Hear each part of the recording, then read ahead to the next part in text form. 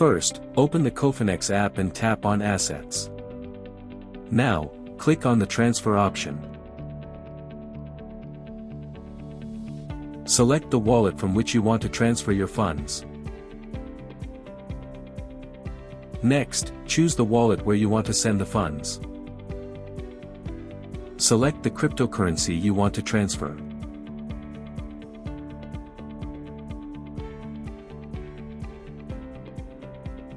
Enter the amount you want to transfer, or use the percentage slider for quick selection.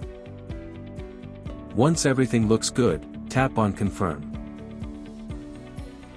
And that's it, your funds have been successfully transferred. Important notes. Always verify the selected network before making a transfer. Sending funds to an incorrect network may result in permanent loss.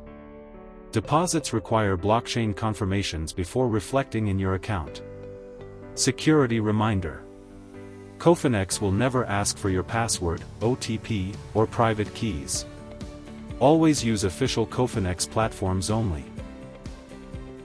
Need assistance? If you face any issues, please contact Cofinex customer support or visit the Help Center for more tutorials.